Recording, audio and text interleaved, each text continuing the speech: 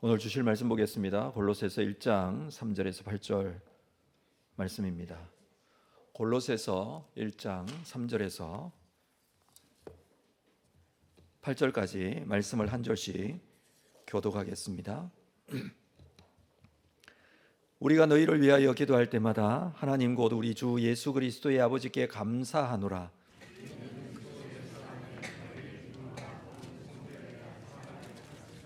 너희를 위하여 하늘에 쌓아둔 소망으로 말미암음이니 곧 너희가 전에 복음 진리의 말씀을 들은 것이라.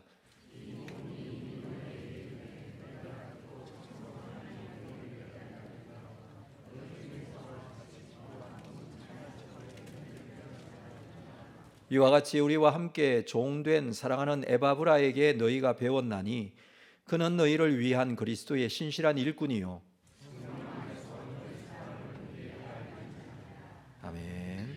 준비하신 헌금을 말씀 함께 좀 나누도록 하겠습니다. 성경적 교회 12번째 시간이고요. 성경적 교회는 오늘로 말씀을 마무리하도록 하겠습니다. 마지막 시간인데 에바브라에게 배운 골로새 교회라는 제목으로 골로새 교회에 대해서 함께 나누도록 하겠습니다. 골로새 교회는 잘 알려지지는 않았습니다. 그리고 바울이 여러 교회들에게 서신서를 보냈는데 서신서를 보낸 교회들 중에 가장 좀 무게가 좀 약하지 않을까, 좀 알려지지 않고 또 사람들이 잘 모르는 그런 곳이 아닐까 이렇게 생각이 되어집니다. 이유가 있습니다. 왜냐하면 골로새 교회의 지금 현재적인 지리적인 상황은 사람들이 잘 방문을 하지 않거나 또 유족도 그렇게 남아 있지 않기 때문에 그렇고요. 현재도 많은 사람들이 그곳에 살지 않는 지역이 되었습니다. 근데 사실 이 지역이 헬라 시대에 또 페르시아 시대에는 굉장히 번성한 도시였거든요. 근데 이 말씀이 기록될 당시 1세기 상황이죠. 로마 시대에는 그냥 작은 마을로만 남아 있는 지역이었습니다. 그 이유가 이제 이쪽으로 지나가는 아주 중요한 교통로 도로가 있었는데 그게 중간에 이제 없어지고 다른 곳으로 지나가게 되면서부터 이 도시가 쇠락하게 되었죠. 그래서 바울 시대에도 이 골로새라는 동네는 그렇게 큰 도시는 아니었습니다. 작은 도시지만 이 골로새 교회에 보냈던 이 편지 골로새서를 중심으로 우리가 말씀을 보면서 이 교회를 향하신 하나님의 뜻이 어디 있는지 또 우리 교회를 향하신 하나님의 뜻이 어디 있는지를 충분히 우리가 또 살펴볼 수 있습니다. 우선 우리 지난주에 보았던 지도인데요. 한번 보고 확인을 하겠습니다. 가운데쯤에 부르기아 지역이 있습니다. 부르기아라는 파란색 글씨가 있고 그 아래 히에라볼리, 골로새, 라오디게아 이 세 개의 지역은 가까운 지역에 있다. 10km, 20km 요 안쪽에 있는 지역들이었습니다. 부르기아 골로새에서 왼쪽으로 쭉 가면 이제 에베소 해변가 큰 도시죠. 굉장히 번성한 도시 중에 대표적인 도시라 할 수 있는 이 에베소가 있습니다. 에베소로부터 한 160km 정도 떨어져 있고요. 오른쪽 위에 보면 비시디아 안디옥이라는 지역이 있어요. 여기도 그렇게 멀지 않습니다. 지금은 차로 가면 1시간 정도 거리에 있습니다. 비시디아 안디옥은 바울이 1차 선교 여행 때 복음을 전했던 곳이고 많은 유적이 남아 있는 지역이어서 많은 순례객들이 이제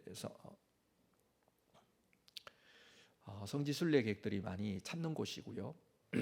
이곳까지 와서 골로새까지는 잘 오지 않는다라는 1시간 거리이지만 잘 오지 않는다라는 것입니다. 이렇게 떨어져 있는 이곳에 골로새 교회가 세워졌던 것이죠. 어떻게 교회가 세워졌는지에 대해서는 확실하지 않습니다. 이 사도행전 19장 10절 말씀에 우리가 보았던 말씀이지만 바울이 에베소에서 3차 선교를 진행하고 있을 때 상황인데 2해 동안 이같이 하니 아시아에 사는 자는 유대인이나 헬라인이나 다 주의 말씀을 들었다. 그러니까 에베소에서 2년 동안이나 말씀을 계속해서 전하고 강론하고 가르치고 있었을 때에 에베소가 대도시라고 그랬잖아요. 대도시니까 이쪽 지역에 여러 가지 일들로 인해서 주변의 사람들이 방문하게 될 텐데 이곳에 왔던 사람들이 바울의 복음을 듣고 복음을 받아들이고 각 자기 지역으로 돌아가서 세워진 교회들이 소아시아 교회들이 아닐까 이렇게 말씀을 드렸다시피 골로새도 아마 이 영향이 있었던 것으로 그렇게 보여집니다. 그래서 골로새 교회는 바울의 영향을 많이 받았습니다. 바울이 세운 건 아니지만 바울의 영향을 많이 받았다라고 할 수가 있습니다. 이 골로새서가 기록될 당시에 바울은 로마 감옥에 갇혀 있었습니다. 로마 감옥에서 보낸 편지가 골로새서 옥중서신이죠. 오늘 말씀해 보니 6절 말씀에 이 복음이 이미 너희에게 이르매, 골로새 교회 성도들에게 이렇게 말하고 있습니다. 이 복음이 이미 너희에게 이르렀다. 너희가 듣고 참으로 하나님의 은혜를 깨달은 날부터 너희 중에서와 같이 또한 온 천하에서도 열매를 맺어 자란다라고 합니다. 그래서 이미 복음이 너희에게 있었고 이미, 그리고 7절 말씀을 볼까요? 이와 같이 우리와 함께 종된 사랑하는 에바브라에게 너희가 배웠다라고 합니다. 복음은 이미 전해졌고 그 이후에 에바브라에게 너희가 배웠다. 에바브라가 이 교회를 담당하고 있었습니다. 복음의 진리를 가르치고 교육하고 있었던 것이죠. 그렇지만 에바브라가 골로새 교회를 세운 것은 아닌 것 같아요. 오늘 본문을 자세히 보면 이전에 이미 복음이 이르렀고 에바브라가 가르치고 이렇게 표현을 하고 있죠. 많은 사람들이 또 에바브라가 교회를 세운 게 아닐까, 가능성은 있습니다만은 에바브라는 골로새 교회를 섬기고 가르치는 자였다라는 것을 우리가 보게 됩니다. 골로새 교회가 이렇게 에바브라에게 가르침을 받고 있었지만 지금 에바브라는요, 골로새서가 기록될 당시에 에바브라는 바울을 찾아왔습니다. 그리고 바울은 에바브라에게 골로새 교회의 형편을 듣고 골로새서를 기록해서 보냅니다. 골로새서 4장 12절에 이렇게 기록하고 있습니다. 그리스도 예수의 종인 너희에게서 온 에바브라가 너희에게서 왔다. 에바브라는 지금 바울에게 왔습니다. 와서 지금 바울과 함께 있고 에바브라를 통해서 골로새 교회의 형편을 바울이 듣게 되었습니다. 그래서 교회에 있는 상황들을 골로새서를 기록해서 에바브라를 통해서 보낸 게 아니라 두기고라는 사람을 통해서 보냈어요. 편지를 두기고라는 사람의 손에 들려서 보냈어요. 4장 7절에 보니까 두기고가 내 사정을 너희에게 알려주리니 그는 사랑받는 형제요 신실한 일꾼이요 주 안에서 함께 종이 된 자니라. 내가 그를 특별히 너희에게 보내는 것은 너희로 우리 사정을 알게 하고 너희 마음을 위로하게 하려 함이라. 그러니까 두기고를 골로새서를 기록해서 골로새 교회에 보낸 것이죠.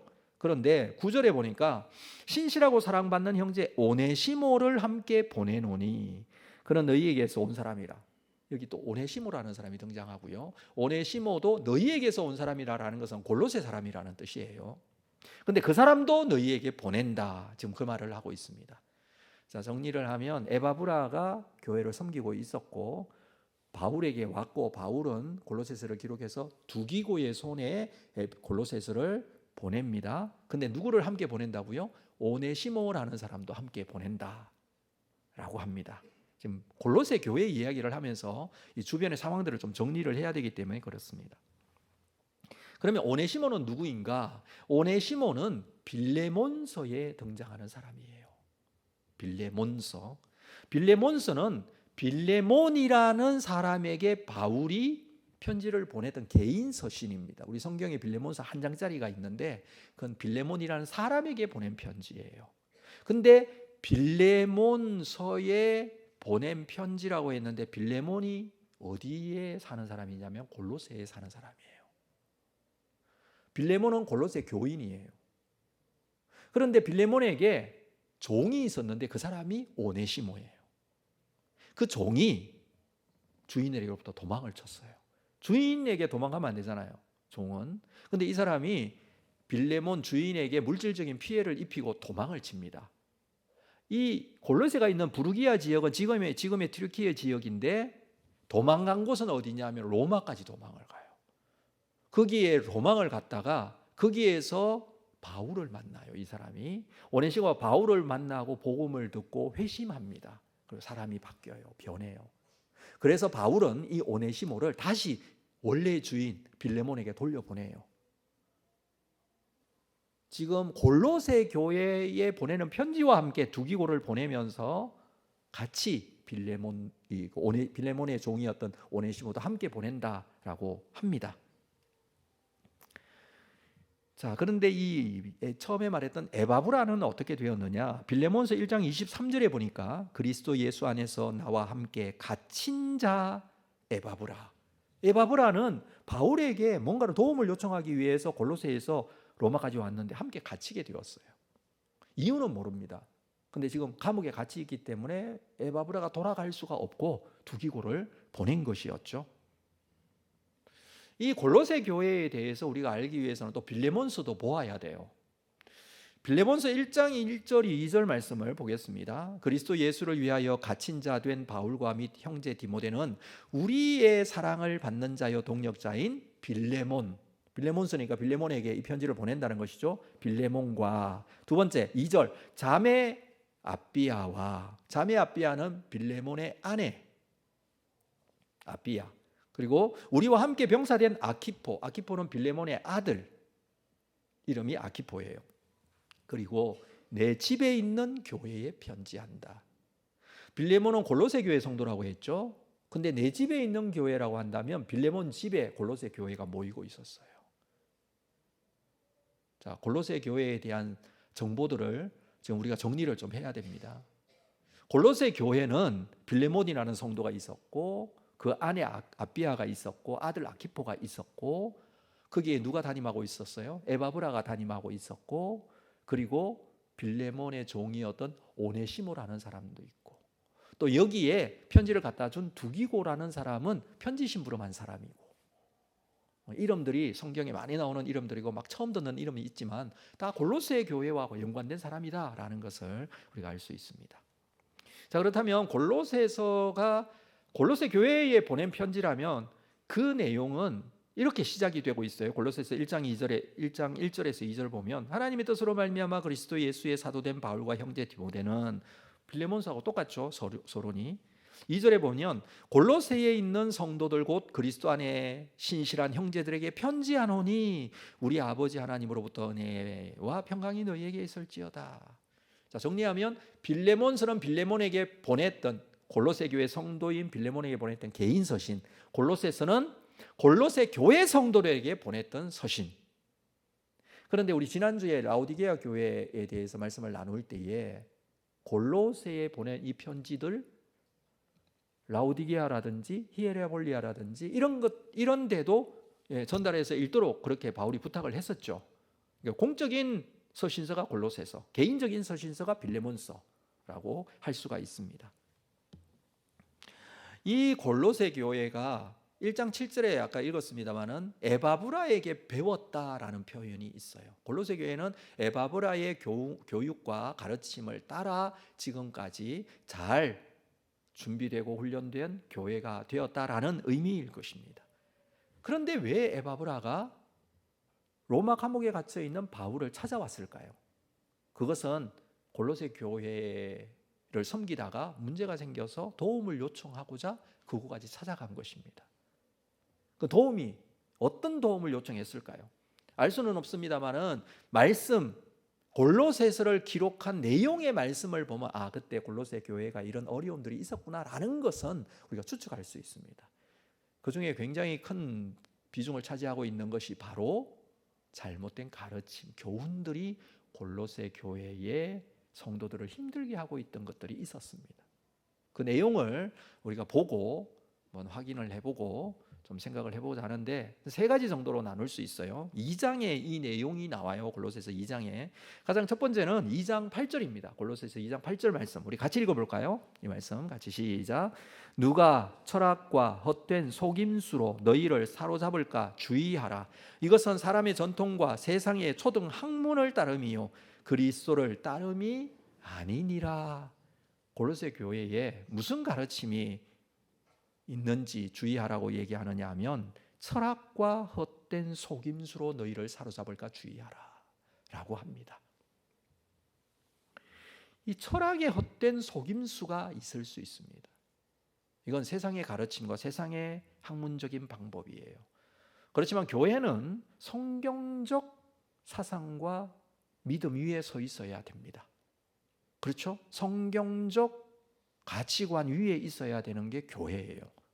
근데 지금 이 시대에 헬라 철학의 영향으로 인해서 이 지역이나 또는 이 시대 자체가 헬라 철학의 영향이 절대적이어서 로마 시대인데도 불구하고 헬라 철학의 이 사상을 기반으로 그대로 사용하고 있었고, 헬라 정신이라는 것이 사회를 지배하고 있었습니다. 그 중에 가장 중요한 것은 이원론적 사고방식이에요. 사고방식 자체가 헬라 철학의 영향은 이원론적 사고방식이었다, 이렇게 우리가 생각을 해야 합니다. 이것이 철학의 헛된 속임수라 지금 그렇게 말을 하고 있습니다. 헬라인들이 생각할 때에, 고대로부터 생각할 때에 사람은 영혼이 따로 있고 그 영혼이 육신을 옷 입듯이 입는다라고 생각을 했어요.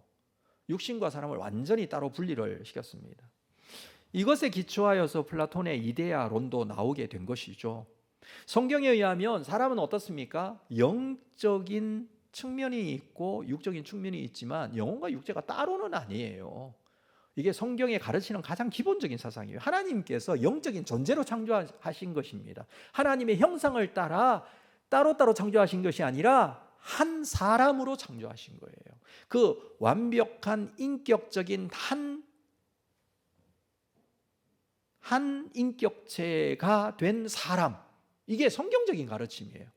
근데 헬라적인 사상은 따로따로라고 얘기를 했잖아요. 이 따로따로 때문에 모든 것을 다 분리를 시켜요. 그래서 이원론적인 사고방식이 가장 기본적인 사고방식이었다는 것이죠. 여러분, 성경에서 가르치는 내용을 우리가 기반으로 해야 됩니다. 우리가 생각할 때에 그래, 그런 게 아닐까라는 추측하는 내용들 중에 이런 이원론에 근거한 생각들이 너무 많아요. 근데 그게 신앙적인 색깔을 가지고 교회 안에 들어오는 경우가 많이 있다는 거예요. 그 대표적인 게 바로 이런 부분이에요. 영혼 따로 육체 따로 이렇게 생각하는 것이죠. 그렇지 않습니다. 사람은 한 인격체예요. 하나. 그래서 이걸 우리의 삶에 좀 적용을 해보면 이렇습니다. 이 이원론적인 색채 때문에 나타나게 된 이 사상을 바탕으로 해서 나타나게 된 대표적인 이단이 뭐냐면 영지주의자들이에요. 그리고 지난번에 우리 나눈 니골라당의 가르침.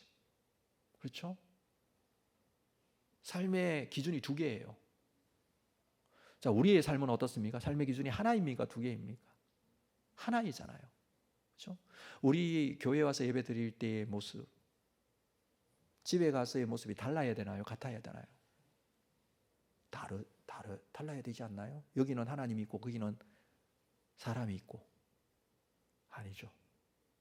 자, 그리스도인이 가져야 될 가장 중요한 것은 하나예요. 한 하나님을 섬기고 한 인격체로서 하나님께 나아가는 삶이고, 삶의 자세도 교회나 가정이나 직장이나 사회나 여러분 장 볼 때나 뭔가를 협상할 때나 다 그리스도인으로 사는 거예요. 얼굴을 바꾸면 안 돼요. 그렇잖아요. 왜 동의를 안 해주십니까? 그렇잖아요. 성경에서 가르치는 게 하나잖아요. 하나. 자, 바로 이런 잘못된 사고방식이 교회에 들어올 수 있다는 거예요. 그래서 철학의 헛된 속임수라고 얘기한 거예요. 성경적 사고방식과 가치관을 우리는 가져야 돼요. 이걸 지금 주의하라라고 말하고 있는 것입니다. 자, 두 번째 문제는요, 잘못된 가르침은 골로새서 2장 16절 말씀입니다. 16절 말씀도 같이 읽겠습니다. 시작. 그러므로 먹고 마시는 것과 절기나 초하루나 안식일을 이유로 누구든지 너희를 비판하지 못하게 하라. 자, 먹고 마시는 문제, 절기, 초하루, 안식일, 이건 어디에 나오는 거냐? 율법에 나오는 내용들이에요. 유대인들이 율법에, 구약에 있는 율법대로 지키면서 율법을 잘 지키고 살죠. 안식일 잘 지키죠. 절기 잘 지키죠. 할례 잘 받죠. 먹고 마시는 문제, 무엇은 먹으면 안 되고 무엇은 먹어야 되고 이런 게 있잖아요. 이걸 너무너무 잘 지키는 거예요. 이 율법주의적인 사고방식인데, 이것 때문에 너희를 비판하지 못하게 하라라고 합니다. 자, 이것에 대한 분명한 기준을 정확하게 가지고 있어야 되는데 그렇지 못하는 경우가 있다는 것을 바울이 지금 말하고 있는 거예요. 원래 이 복음의 시작이 예루살렘 교회에서부터 시작이 되었죠. 예수 그리스도 십자가의 죽으심으로 말미암아 그 복음을, 그리스도를 믿는 자는 구원을 받는다는 이 복음의 역사가 예루살렘 교회에 시작될 때에는 율법적인 문제가 되지 않았어요. 왜냐하면 그들은 다 유대인들이고 헬라파 유대인, 이 히브리파 유대인 다 유대인들이고 그들은 다 율법을 지켜온 자들이었기 때문에 문제가 안 되다가 이 복음이 이방인에게, 헬라인들에게, 유대인이 아닌 사람들에게 복음이 증거되면서 그들은 율법 안 지켜요. 할례 받지 않아요. 안식일 안 지켜요. 그런 사람들이 예수를 믿고 구원받고 하나님의 백성이 되었어요. 근데 그들에게 이 유대적인 배경이 있는 사람들이 왜 할례 안 받느냐? 할례 받아야 구원받을 수 있다. 안식일 지켜야 된다. 계명 지켜야 된다. 먹는 거 구별해야 된다. 이렇게 가르침을 하는 이 사람들, 율법주의자들이에요. 그렇죠?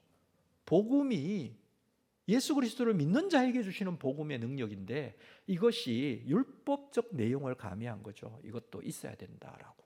잘못된 가르침이에요. 지금 이것 때문에 너희를 비판하지 않게 하라라는 것은 이것이 왜 잘못되었고 이게 왜 틀렸는지에 대해서 분명히 알고 있어야지 너희를 비판하지 못하도록 그 부분에 대해서 얘기할 수 있을 거 아니에요. 알아야 돼요, 여러분. 그렇죠? 알아야 돼요. 왜 이게 문제가 되는지. 우리 지금 현재에 율법주의자가 있는 건 아니고요. 우리 현재에 이와 비슷한 종류의 것이 우리 신앙을 위협하는 것들이 있는데 그게 뭐냐면 행위 중심적인 신앙이에요. 믿음은 그리스도를 믿는 믿음이고 믿음으로 말미암아 구원받는 것이지 이거 해야 된다라고 행동을 강조하는 그런 잘못된 신앙의 모습이 우리 신앙인 속에 들어올 수 있다는 것이죠. 이것 때문에 너희를 비판하지 않도록 바울이 지금 골로새 교회 성도들에게 당부를 하고 있는 것입니다. 세 번째 또 잘못된 가르침이 있어요. 2장 18절 말씀입니다. 자, 이 말씀도 한번 같이 읽어볼까요? 시작. 아무도 꾸며낸 겸손과 천사 숭배를 이유로 너희를 정죄하지 못하게 하라. 그가 그 본 것에 의지하여 그 육신의 생각을 따라 헛되이 과장했다라고. 세 번째 잘못된 가르침은 천사 숭배 사상입니다. 천사 숭배 사상. 천사를 숭배하는 것이죠. 숭배한다는 것은 숭배하고 예배하고 경배하고 이렇게 하고 천사를 그렇게 해요. 여러분께 질문하겠습니다. 천사가 있습니까 없습니까? 보셨어요? 눈에 보입니까 안 보입니까? 좀 자신이 없으시죠? 천사가 있기는 있는 것 같은데 있습니다. 근데 눈에 보입니까? 안 보인다고 할 것 같으니까 성경에 보이는 모습도 있고 근데 잘 안 보이고 헷갈리죠. 여러분 이렇게 정리하시면 돼요. 천사는 있어요. 눈에 안 보여요. 근데 성경에 보니까 눈에 보이는 경우는 어떤 경우냐 하면 특별한 계시가 주어질 때 보여요. 그죠? 계시가 주어질 때 하나님의 말씀을 하나님이 부리시는 영이니까 하나님께서 심부름 시켜서 하나님의 계시를 전달하잖아요. 그때 천사가 나타나잖아요. 그때에는 그 계시가 그렇게 주어졌어요. 근데 그 계시가 지금 우리에게 주어져 있는 것은 성경 말씀이에요. 계시가 끝났어요. 완전한 계시예요. 이 말씀이 우리에게 계시로 와 있기 때문에 특별히 계시가 주어질 필요가 없기 때문에 천사는 나타나지 않습니다. 기다리지 마세요. 기대하지 마시고 말씀을 보세요. 여기에 있습니다. 아시겠죠? 그래서 천사 숭배 사상이 왜 있었냐 하면 하나님이 부리시는 영이고 거룩하고 능력이 있고 위대해 보이고 그렇기 때문에 사람들이 천사를 숭배한 거예요. 근데 천사는 숭배의 대상이 아니에요. 숭배의 대상, 예배의 대상은 한 분밖에 없어요. 하나님밖에 없어요. 예배는 누구에게만 한다? 하나님께만 하는 거예요. 이 기준을 정확하게 가져야 돼요. 예배는요 하나님께만 드리는 거예요. 기록에 의하면 그때 당시 AD 363년경에 라오디게아 교회에서 종교회의가 있었어요. 거기에서 이렇게 정확하게 결정을 합니다. 천사 숭배하지 말 것, 그리고 천사 숭배는 우상 숭배다라고 말합니다. 하나님 이외의 것은 다 우상이에요. 숭배하게 되면. 이걸 오늘날 천사를 숭배하는 사람이 우리에게 있는 건 아니지만 우리에게 적용을 해보면 이렇게 좀 생각이 되어져요. 하나님 이외에 다른 것을 숭배하지 마라. 눈에 보이는 사람도 숭배의 대상은 될 수가 없습니다. 여러분 사람을 숭배하는 게 아니라 사람은 그냥 사랑의 대상이에요. 사랑하고 섬기고 이렇게 하는 사람이 사람이지 사람을 믿거나 사람을 숭배하고 따를 필요는 없습니다. 그래서 그때 당시에는 로마 황제도 숭배의 대상은 될 수가 없어요. 우상이 돼요. 오늘날 살아가면서 우리에게 주변에 능력 있는 사람, 위대한 사람, 대단한 사람, 잘난 사람 많이 있어요. 사람을 따르거나 숭배해서는 안 된다는 거예요. 우리의 신앙의 기준은 하나님을 향한 기준이 있어야 돼요. 골로새 교회가 천사 숭배에 빠져 있을 때 바울이 너희를 천사 숭배를 이유로 너희를 정죄하지 못하게 하라. 이거 하지 않으면 막 정죄하고 편가르기 하고 이렇게 했거든요. 그렇게 하지 못하게 하라고 말해주고 있습니다. 자, 골로새 교회에도 이런 잘못된 가르침들이 또는 잘못된 교훈들이 있어서 힘들었던 교회예요. 그런데 골로새 교회의 장점은 오늘 우리가 읽었던 본문 말씀에 들어있는데 그 말씀을 함께 보도록 하겠습니다. 어떤 장점이 있었는지 보도록 하겠습니다. 바울은 골로새 교회를 시작하면서 이 골로새서를 시작하면서 교회에 대한 칭찬을 먼저 해주고 있죠. 자, 3절 말씀에 보면 우리가 너희를 위하여 기도할 때마다 하나님 곧 우리 주 예수 그리스도의 아버지께 감사함으로 하나님께 너희를 위한 감사의 제목이 있다. 그러면서 4절 5절에서 세 가지를 말해주고 있어요. 4절 말씀, 이는 그리스도 예수 안에 너희의 믿음과 모든 성도에 대한 사랑을 내가 들었다. 너희에게는 믿음이 있다, 사랑이 있다. 지금 이 말을 하는데, 자, 믿음이 있어요. 어떤 믿음인가요? 믿음이 그리스도 예수 안에 있는 너희의 믿음이 있어요. 누구 안에 있는 믿음? 예수 그리스도 안에 있는 믿음. 무슨 뜻입니까? 예수님이 믿음의 이유이고 예수님이 믿음의 내용이라는 뜻이에요. 어떤 상황에서도 예수님이 나의 구원자가 되신다는 믿음이에요. 내가 나의 확신과 내 마음의 능력으로 믿는 믿음을 말하는 게 아니라 예수 그리스도가 나의 구원자가 되신다는 믿음이에요. 이게 그 골로새 교회 성도들이 가진 믿음이었다라고 말해주고 있습니다. 굉장히 중요합니다. 여러분, 나를 위하여 예수님이 십자가에 죽으시고 그 이유 때문에 내가 이 믿음을 가지게 된 거예요. 그래서 믿음의 내용은 예수 그리스도예요. 놓치지 않았으면 좋겠어요. 골로새 교회 성도들이 가지고 있는 믿음의 내용, 예수 그리스도에 대한 부분이에요. 여러분, 믿음을 우리가 신앙생활을 하면서 많은 시간들을 들여서 많은 것들을 하기 때문에 믿음의 내용이 굉장히 많은 것 같은데 사실 이것은 믿음의 내용이 아니에요. 우리가 그냥 신앙생활하는 삶의 자리가 있을 뿐이에요. 믿음의 내용은 예수 그리스도예요. 나를 위하여 나를 구원하신 예수님. 내가 너무 부족하고 연약해도 때로는 하나님과 원수된 것 같고 하나님과의 관계가 깨어진 것 같고 내가 하나님 앞에 못하는 게 있고 뭐 이런 내용들을 우리가 나열하자면 많잖아요. 그럼에도 불구하고 예수님은 나의 구원자가 되십니다. 그래서 예수님께 있는 거예요, 믿음의 근거는. 두 번째는 모든 성도에 대한 사랑을 들었다라고 합니다.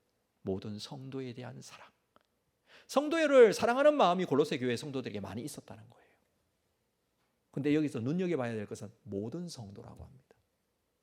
여러분, 우리 사랑 많이 하잖아요. 사랑합니다 고백도 하잖아요. 우리 교회 오시면 막 반가워서 막 인사도 열심히 하고 막 너무 친하게 지내고 막 이렇게 하는 거 잘 하잖아요.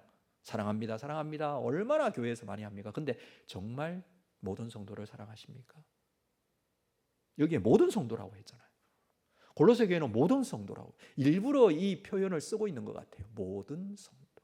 내 취향이 아니어도, 내가 친하지 않아도, 저 사람 나하고 진짜 맞지 않아 하더라도 모든 성도를 사랑한 골로새 교회. 정말 쉽지 않습니다. 이 이웃 사랑에 대한 부분은요, 우리가 너무 쉽게 생각하는 경향이 있어요. 나도 사랑하니까. 근데 그 사랑이 누구를 향한 사랑이냐는 거예요. 정말 성도를 향한 사랑이 있느냐라는 겁니다. 놓치고 있는 사람이 있지 않느냐라는 거예요. 그것은 가족도 포함이 되어지고 우리 함께하는 성도들도 포함되어져요. 그런데 골로새 교회는요, 모든 성도를 향한 사랑이 있었다라고 합니다. 세 번째, 5절 말씀에 나오죠. 5절, 너희를 위하여 하늘에 쌓아둔 소망으로 말미암음이니. 이 골로새 교회 성도들에게 소망이 있었는데 그 소망은 하늘에 쌓아둔 소망입니다. 여러분의 소망은 어디에 쌓아두셨나요? 내일 쌓아두시나요? 내일? 모레에 쌓아두셨나요? 아니면 여러분의 집에 쌓아두셨나요? 가정에 쌓아두셨나요? 사람에게 쌓아두셨나요? 아니요. 골로새 교회 성도는 하늘에 쌓아두었대요. 정말 우리의 궁극적인 소망은요, 하늘에 있어요. 하늘에 있는 소망을 붙잡았어요. 지금 세 가지를 얘기했는데 첫 번째 믿음이었고, 두 번째 사랑이었고, 세 번째 소망이에요.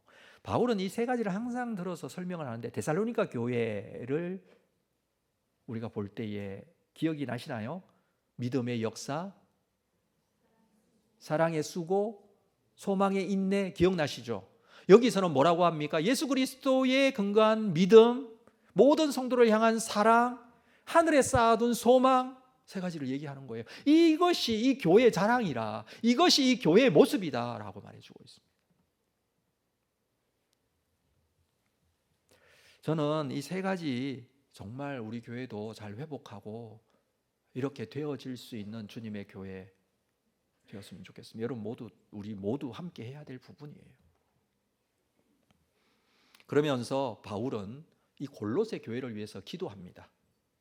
기도하는 내용을 살펴보고 말씀을 마무리하겠는데, 골로새 교회 성도들을 위해서 이런 장점이 있는 이 교회를 위해서 내가 이렇게 기도하겠다라고 기도하는 기도의 제목 세 가지가 있었어요. 첫 번째는 9절 말씀, 이로써 우리도 듣던 날부터 너희를 위하여 기도하기를 그치지 아니하고 구하노니 너희로 하여금 모든 신령한 지혜와 총명에 하나님의 뜻을 아는 것으로 채우게 해달라고. 쉽게 말하면 골로새 교회 성도들이 하나님의 뜻을 알게 해주십시오 이렇게 기도해요. 누구의 뜻을 알게 해달라고요? 하나님의 뜻을 알게 해달라 위해서 기도합니다. 바울의 기도의 제목이 첫 번째예요. 누구의 뜻을 알기를 원합니까, 여러분? 우리는 늘 내 뜻을 하나님께 기도해요. 이거 해 주십시오. 이걸 원합니다. 여러분, 기도하면서 그것을 위해서 기도하십시오. 기도하면서 하나님이 뜻이 무엇인지를 알아야 돼요. 무슨 시간에? 기도 시간에. 기도하지 않으면 그거 몰라요. 그래서 우리가 내 뜻을, 여러분 구하지 말라는 뜻이 아니에요. 내가 가지고 있는 기도의 제목이 있으니까 구해야 되죠. 근데 그것을 통해서 무엇을 알아야 되느냐? 하나님의 뜻을 알아야 돼요. 어떻게 해요? 기도를 통해서. 바울이 이것을 골로새 교회 성도들을 위해서 기도하는 거예요. 하나님의 뜻을 알게 해 주십시오. 두 번째 기도의 제목 10절 말씀에 주께 합당하게 행하여 범사에 기쁘시게 하고 모든 선한 일에 열매를 맺게 하시며 하나님을 아는 것에 자라게 하시고.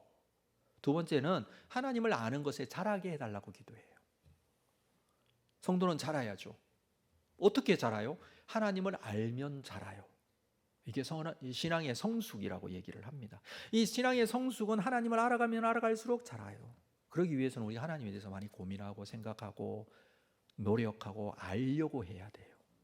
하나님에 대해서 여러분 아십니까? 하나님은 나를 알아요. 근데 나는 하나님을 아십니까? 하나님은 어떤 하나님으로 아십니까? 사랑이 많으신 하나님?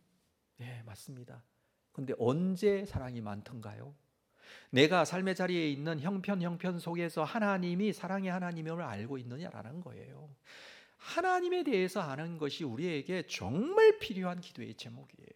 하나님에 대해서 알아가면 알아갈수록 점점 신앙이 자라요. 사람들 때문에 흔들리지도 않고요. 하나님에 대해서 알아가기 때문에 하나님의 뜻을 구할 수 있고 하나님의 뜻을 깨달을 수 있게 되는 것입니다. 그래서 하나님에 대해서 아는 지식이 우리에게 넘쳐나야 돼요. 하나님을 아는 지식이 말씀 속에 있습니다, 여러분. 그래서 하나님을 아는 것에 자랄 수 있도록 위해서 기도하고 있고요. 세 번째 기도의 제목 12절입니다. 우리로 하여금 빛 가운데 성도의 기업의 부분을 얻기에 합당하게 하신 아버지께 감사하게 하시기를 원하노라. 세 번째 기도의 제목은 하나님께 감사할 수 있는 성도가 되게 해주십시오, 이 기도예요. 골로새 교회 성도들을 향해서 감사할 줄 아는 성도. 여러분, 하나님의 뜻을 알고요, 하나님이 어떤 분이신지 알아가고요, 이렇게 하면 감사의 제목이 생겨요. 우리는 내 인생에 있어서 하나님이 나에게 해준 게 없다고 생각할 때가 너무 많아요. 하나님 뭐 해주셨어요? 불만이 있을 때, 그렇게 말할 때.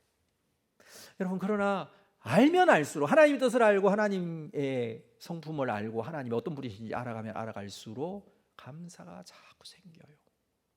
그래서 감사할 줄 아는 성도가 되게 해주십시오. 이게 바울의 기도의 제목 세 가지예요. 근데 이 기도의 제목 세 가지가 다 누구를 향한 기도이냐면 하나님을 향한 기도예요.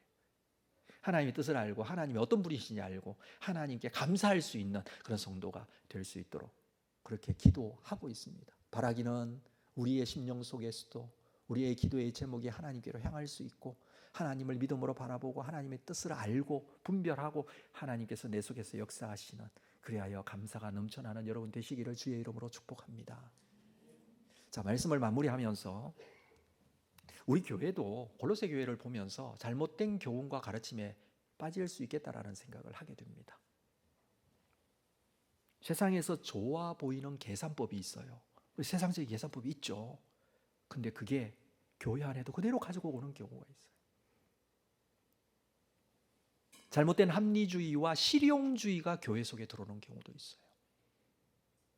이 시대는 합리주의와 실용주의의 시대예요. 근데 그 생각과 판단의 기준이 세상적인 가치관이에요. 그게 성경적인 가치관은 아니거든요. 근데 이것이 우리 믿음 안에서 성경적인 가치관으로 신앙생활하고 있는 성도들을 공격할 때가 있다는 거예요. 고민스러워요. 이게 맞나? 아닌가? 이렇게 생각할 때가 있잖아요, 여러분. 근데 그 생각이 정말 하나님께서 원하시고 기뻐하시는 성경적인 가치관인지 분별해야 돼요. 세상 속에 가지고 있는 많은 사람들이 가지고 있는 그 시대에는 헬라 철학의 영향을 받은 그 가치관, 오늘날 우리의 시대에 살고 있는 우리들은 세상 속의 가치관이 성경적인 가치관을 오해해서는 안 된다는 것을 말하는 것인데 이거 잘 구별해야 된다는 것입니다. 때로는 율법주의와 같은 행위 중심적인 사상이 이제 교회 속에 들어올 때도 있어요. 그렇죠. 행위 중심이, 믿음 중심이 아니라 행위 중심적인 신앙생활의 가치관이 저 사람 믿음이 좋아 보인다고 하는데 알고 보면 행위를 많이 하고 있는 사람을 믿음이 좋아 보인다고 평가해버리는 것이죠. 그건 아니잖아요. 그래서 우리는 이러한 잘못된 사상, 가르침 이거 잘 구별하고 신앙적인 올바른 기준 위에 잘 세워져야 돼요. 그러기 위해서 하나님을 알아야 돼요. 하나님의 뜻을 분별해야 돼요. 하나님께 더 가까이 갈 수 있는 이 감사의 마음이 우리 속에 계속 채워져야 돼요. 그리고 바울처럼 기도해야 합니다. 하나님의 뜻을 알게 해주십시오. 하나님을 아는 것에 자라게 해주십시오. 하나님께 감사할 수 있는 사람이 되게 해주십시오. 우리 온사랑교회가 이와 같은 성경적 교회에서 올바른 교회로 잘 세워져서 여기에 소속된 우리 한 사람 한 사람의 성도들이 다 이 믿음 위에 제대로 세워져서 하나님을 섬기고 교회에 주신 선교적 사명 잘 감당하는 귀한 은혜가 있기를 주의 이름으로 축복합니다. 우리 자리에서 다 일어나시죠.